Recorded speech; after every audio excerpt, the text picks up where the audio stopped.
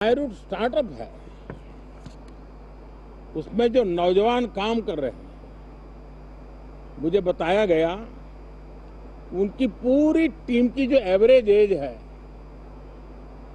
वो सिर्फ 28 साल है। ऐसे नौजवानों ने ये काम करके दिखाया है। मैं किसी 56 साल के नौजवान की बात नहीं कर रहा हूं, मैं देश के ये स्टार्टअप ने 28 के एवरेज वाले नौजवानों ने अंतरिक्ष में भारत का झंडा गाड़ दिया है। उनको तो बधाई है ही है, लेकिन ऐसी बातें जो हैं जो भारत को आत्मविश्वास से भर देती है। विश्व में भारत का प्रोफाइल सर्वमान्य सर्वस्वीकृत बनता जाता है। साथियों, ये संयोग नहीं, ये एक संदेश है और बड़ा मजबूत संदेश है कि हमारे देश के युवाओं की क्षमता और उनकी आकांक्षा अंतरिक्ष जितनी असीम है, इससे बड़ा संदेश देश के लिए कोई और प्रेरणा नहीं दे सकता है। साथियों, जो रिफॉर्म एक्सप्रेस पर सवार होकर के आज देश चल पड़ा है, उसी का नतीजा है कि भारत के नौजवान इतना बड़ा साहस कर पाते हैं और सफल भी हो रहे हैं। साथियों, पिछले दिनों राजस्थान में बहुत बड़ी ऑयल रिफाइनरी देश को समर्पित की गई। पिछले कुछ सप्ताह पहले एक सेमीकंडक्टर प्लांट यानी तीसरा देश को समर्पित किया गया। अभी कुछ दिन पहले ग्रीन हाइड्रोजन से चलने वाली ट्रेन, और विश्व में बहुत कम देश ऐसे हैं कि जिनके पास ये सुविधा है, लेकिन भारत ने जो हाइड्रोजन ट्रेन देशवासियों को समर्पित की है, वो सबसे ताकतवर इंजन वाली है और सबसे लंबी है। ये अपने आप में भारत के वैज्ञानिक, भारत के इंजीनियर्स, भारत के इनोवेटर्स, भारत के उद्यमी, भारत के श्रमिक, ये जो एक लक्ष्य लेकर के देश के लिए जी रहे हैं, देश के लिए काम कर रहे हैं, उसी का परिणाम है। साथियों, हम भली भांति जानते हैं और पूरी दुनिया चिंतित भी है,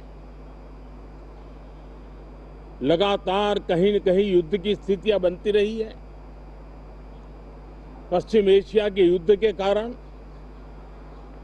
भारत जैसे देश जो एनर्जी के लिए औरों पर डिपेंडेंट है, उनके लिए ये पश्चिम एशिया का युद्ध एक बहुत ही बड़ा संकट का कारण रहा। Petrol, diesel, LPG, fertiliser, chemicals, यानी हर विषय में अनेक बाधाएं, अनेक संकट आए। उसके बावजूद भी भारत 7.7% के ग्रोथ से दुनिया की मेजर इकोनॉमी में सबसे तेज गति से आगे बढ़ने वाला देश बन के रहा। ये भारत के सामर्थ्य का परिचायक है। भारत किस प्रकार से उत्साह और उमंग के साथ नई ऊंचाइयों को पार करना चाहता है, उसकी इसमें एक झलक है। और ऐसे में जब ये मॉनसून सत्र आरंभ हो रहा है, देश ने स्पीड पकड़ ली है और संसद का स्पिरिट उस स्पीड में नई ऊर्जा भर सकता है। सकारात्मक स्पिरिट राष्ट्र के लक्ष्यों को प्राप्त करने के लिए बहुत आवश्यक होता है। हमारे सदन में बहुत अनुभवी सांसद भी है, दल उनका कोई भी हो, लेकिन उनके पास एक लंबा अनुभव है। ऐसे समय में उनके अनुभव की, उनके ज्ञान की संसद को भी जरूरत है, देश को भी जरूरत है। और इसके लिए संसद का चलना, सार्थक चर्चा होना, मिलजुल करके देश को आगे ले जाने के संकल्प लेना, ये मैं समझता हूं कि बहुत ही समय की मांग है। एस्पिरेशन से भरे हुए देश के युवाओं की मांग है कि हम आगे बढ़े। आज समय की मांग है कि राष्ट्र निष्ठा से भरे हुए, राष्ट्र भक्ति के लिए जी रहे आवाज को सदन में उचित मंच मिलता रहे, वे अपनी आवाज को बुलंद करे, देश को दिशा दे।